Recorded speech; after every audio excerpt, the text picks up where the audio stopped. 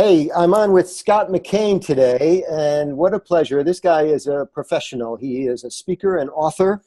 We're going to talk in a minute about differentiation, the differentiation of products and services, one of his areas of expertise. But first, a few credentials about Scott. Good morning, sir. How are you? I'm doing great, Michael. It's great to be with you. Thank you for having me. You have a book called The Four Cornerstones of Distinction that was named one of the top 10 business books. Was it top 10 business books of the year? Yeah, we were very fortunate. About 30 major newspapers named it as one of the 10 best business books of the year. That's not bad street cred, huh?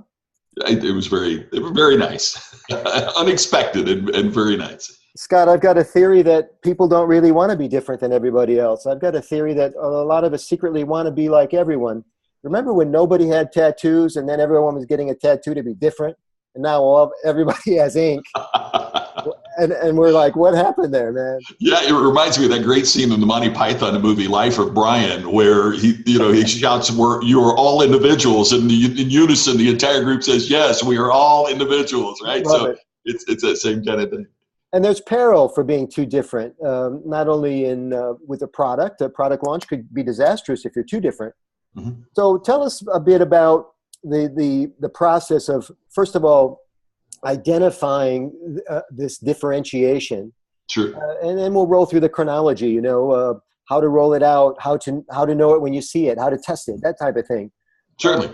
Well, I believe there are three levels. When you let's use the example of you walk into Best Buy and you're going to buy a laptop, right? So we look at the array of laptops there, and you'll notice that there are three levels. The bottom level, if you think of a pyramid, the bottom level of that pyramid is sameness.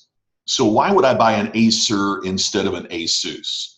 I have no idea, right? It's going to be about price, or maybe one has more memory, but it's based on a commodity type factor. If you go up the next stage on the pyramid, then you're going to find differentiation. Dell will make them to order. HP has more printers and peripherals. Samsung has the halo effect from doing so well with its phones. But the top of the pyramid is where you find distinction, and that's where I hope that businesses and individual professionals will drive, because distinction is that point that you are attracting customers to you by the meaningful way that you do business. Mm. And Apple is obviously the cliche there, but it is the one that owns that space of distinction. So how do we find ways to move our careers, or to move our businesses, or to move what we do up that pyramid to the point that we get to the top of true distinction? And that's the point that I'm fascinated with and try to help organizations and professionals with. You mentioned the word commoditization. Before the information age, we didn't have this problem. It seemed like once everybody had access to a computer, most people had access to a computer, mm-hmm. you can copy people that much more easily. Back in the day, in the stock market, commodity was like corn, right, and wheat. Yeah. Yeah. But now keynote presentations are a commodity, because people can see you online on a YouTube video, and before you know it, your stuff's getting lifted by other folks.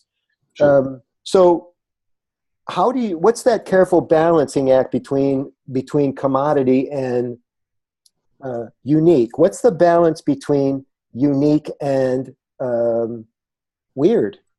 Yeah. Well, let's take the first one first, and that is the difference between commoditization and distinction.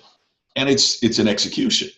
I mean, coffee is about as commoditized as you could possibly be, yet Starbucks obviously found a way to make coffee different. Mm. You can get water out of a fountain for free, but yet people will search for Evian or whatever their favorite. I mean, think about that for a minute. Many of us have a favorite water.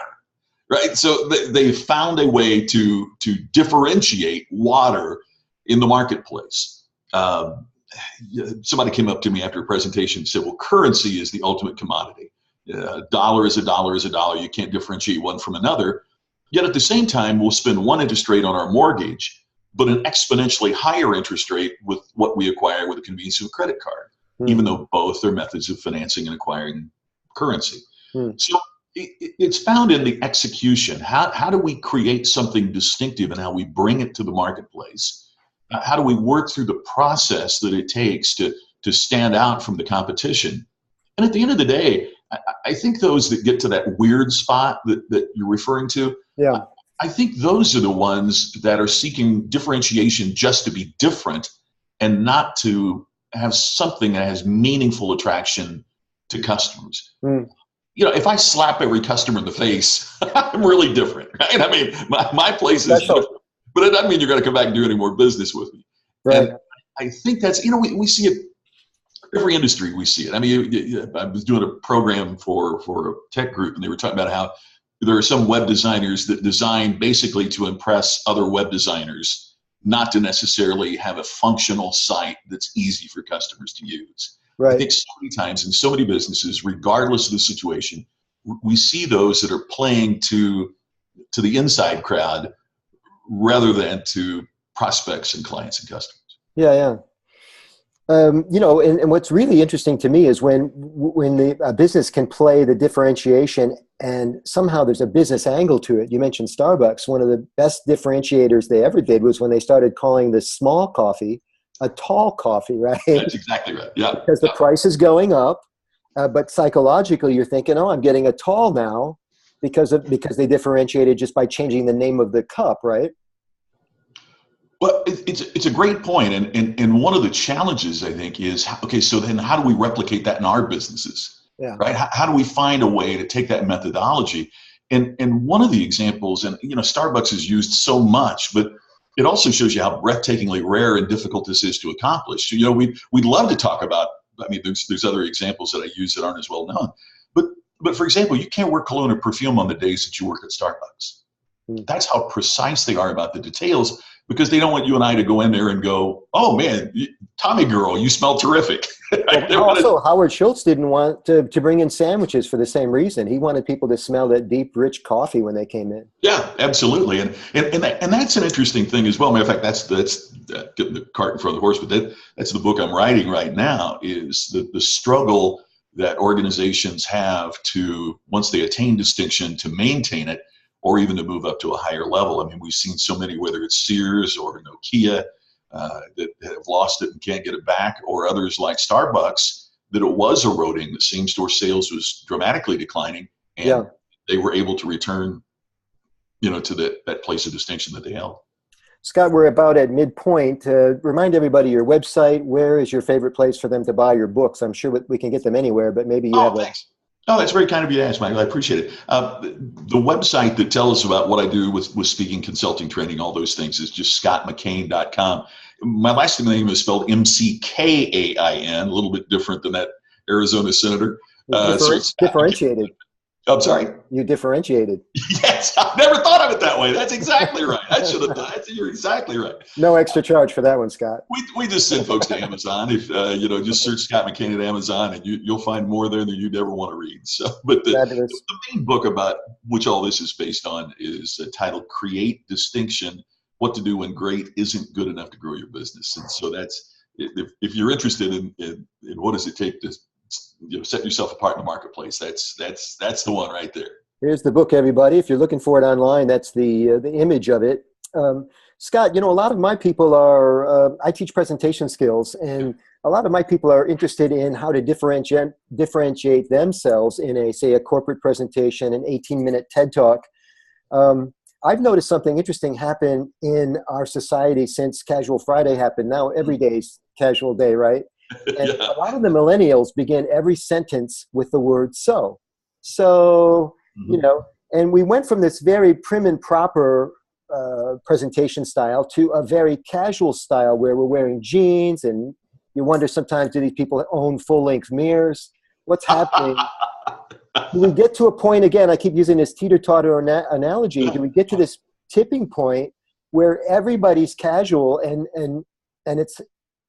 and maybe it's time to dress it up again? You do some speaker coaching. You certainly see enough speakers on the circuit. What's your advice to those folks? You know, and to piggyback on what you're saying, I agree completely. And also in terms of language, what is considered by some people to be profane is part of the lexicon of you know, younger generational conversation. Yeah. And so you end up with part of the audience being offended and another part of the audience being offended that these older people are offended. So it's a challenge. I think you're exactly right. And I think part of what we have to do to stand out and to make an impression is to most people, I think, Michael, run from their own uniqueness. Hmm.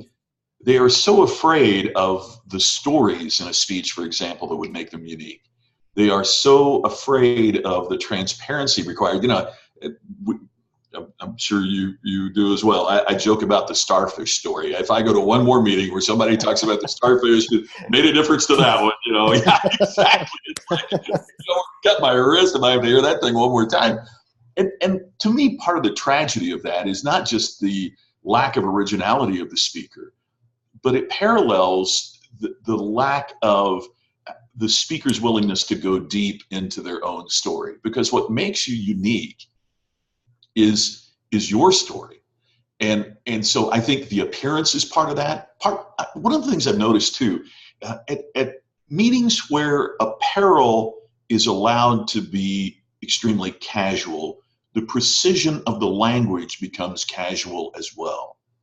And the more casual we are about how we express our viewpoints, the greater the likelihood is for misunderstanding or for lack of impact. Mitigated language. I mean, it's everywhere in society. We take these shortcuts and then we end up, I think, being less than in terms of being a communicator or differentiation. Yes. I'm finishing a blog post right now on how to craft signature stories. I was doing some sales coaching just a bit ago, and the sales guy I'm sitting next to the sales guy, he's on the phone, and he's talking to his prospect, and the prospect says to him, "How you doing?" or "What's going on? What's new?" One of those casual statements. Sure. And my guy says, "Oh, nothing, same old, same old."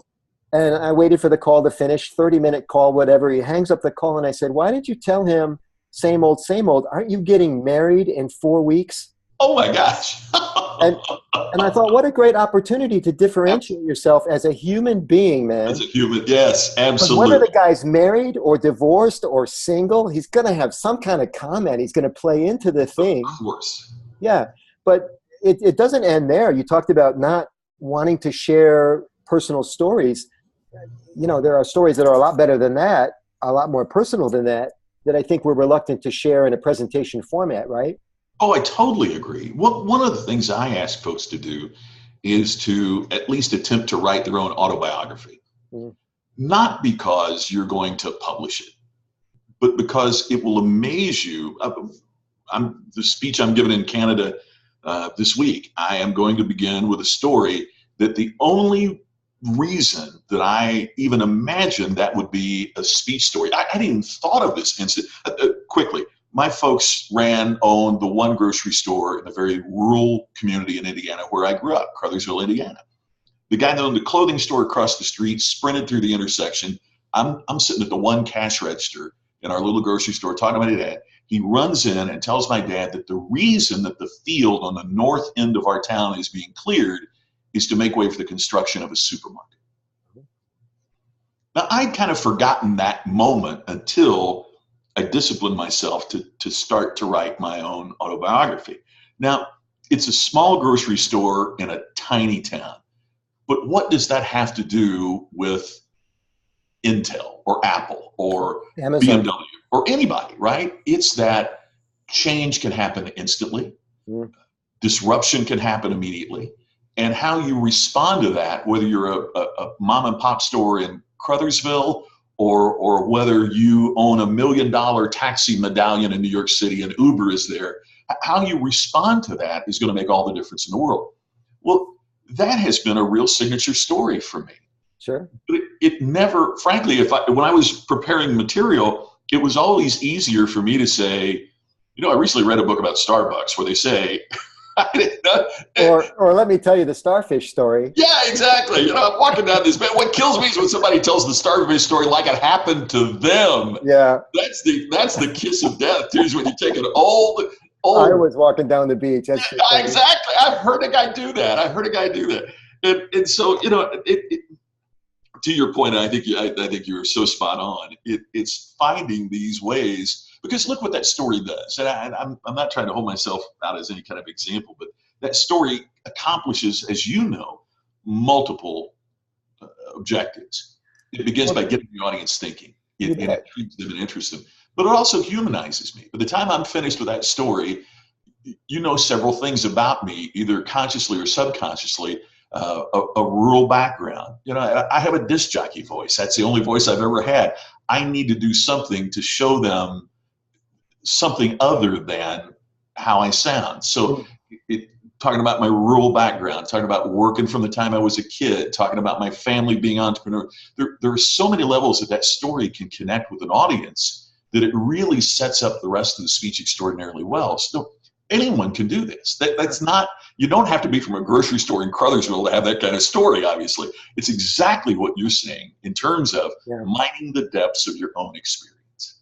And let's talk about something we haven't referenced yet, which is relevance. You know, as curious as the listener might be about you and your story and what happened to you in Southern Indiana, if it doesn't mean anything, if it doesn't translate, if it doesn't have currency, there's that word again, for the other person. So the reason why the major shopping center coming into the rural Indiana town is important now is, and Detroit's on buzz about this right now, because they have this contest about where Amazon is going to build their next mega center. And there's a very clever contest about it. Excellent marketing, by the way. Oh yeah. A differentiation going on in all areas here with Amazon, so relevance is really key. And there's a word that we use in our line of work called evergreen, where it's relevant all the time. It's relevant forever. You know, it's like a good Christmas story or a good starfish story if you don't overuse it too much. So I like it. I like when you talk about, well, and this is the thing with presentation too.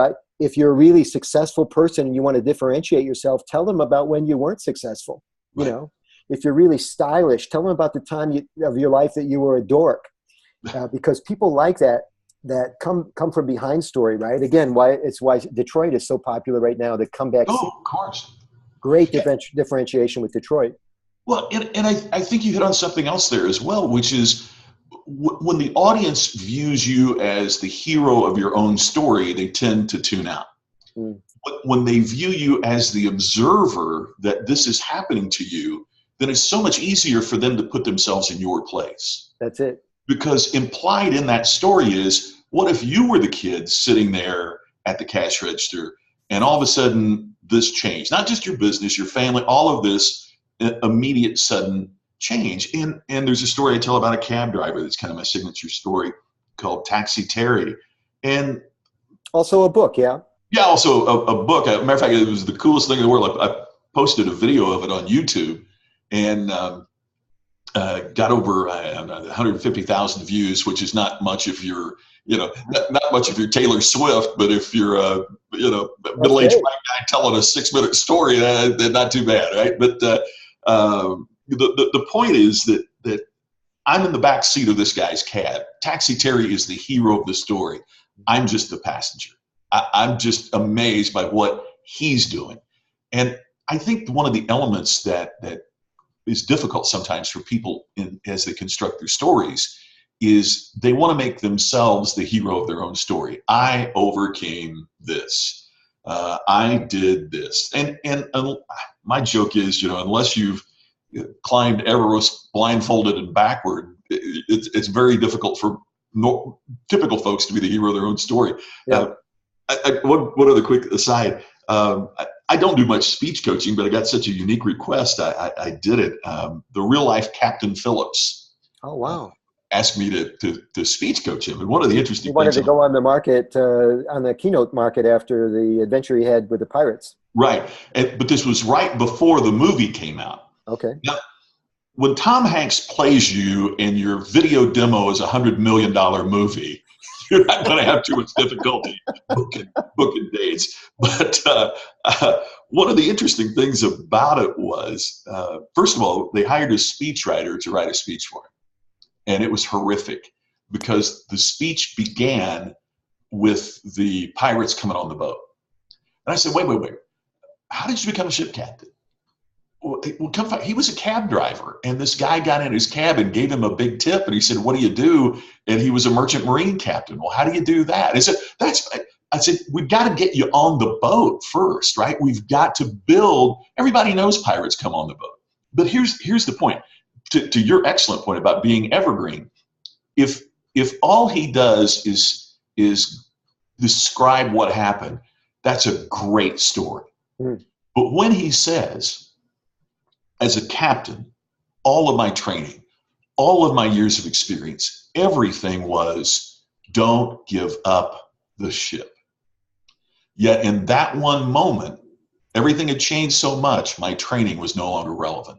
As a leader, what are you going to do when the point comes that the training of the past is not relevant for the market of the future? Okay, now, after Sully lands the plane, after everything, after the movie's a hit and then, goes back in the bin, that's still an evergreen story.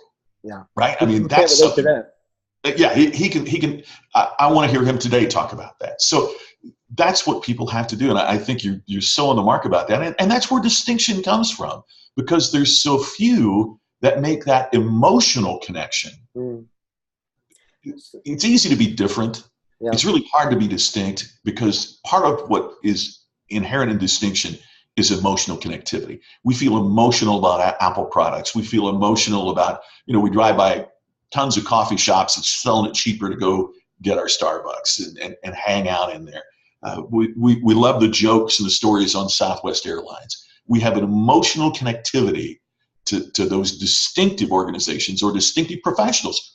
Every bit of research I've seen says that millennials aren't loyal to organizations, they are loyal to managers. And so now more than ever, individual professionals have to create distinction for the retention of great employees and the attraction of future great employees, because the loyalty is going to be directed more individually by this generation than organizationally as it was to previous generations. Well said. So if you're listening at home, here's what we're, just to summarize, we want you to be really different, but we want you to be enough like other people. That you're not weird, right? and this is why it's so complicated. One of my favorite sayings, and I tried to find the origin of this before we get on the call today, Scott, is that people never really change. We just become more like who we really are. Yeah. And I love that. When we can start there, it's like that circle, right? Coming full circle. When we can start there with this search for distinction, I think that we make a lot of headway quickly. I agree. You are a pleasure. I can't wait to meet you or work with you or whatever's in our future. I really look forward to it. I'm sure there's something there in the future. You betcha. Everybody, check out scottmckain.com on the web. You've got to check out this 150,000 views. Was it actually recorded in the taxi cab? No, you know what happened? I was keynoting the meeting of managers of Express department stores or Express clothing stores, and they videoed it and they put it up on YouTube first. And so I just so they're looking for a keynote address anyway. So yeah, it's a keynote speech from almost 10 years ago. Good for you. I need to update it. I need to update it at my poundage in. Oh, you're good. I wear glasses now and everything else. So, I got to update the look. And your books are all over the internet, including Amazon. Scott McKain, thank you so much for being with me, man. You're a pro. Oh, you too, Michael. It's a real privilege. I really appreciate it. I look forward to talking again soon. Thank you very much. See you later.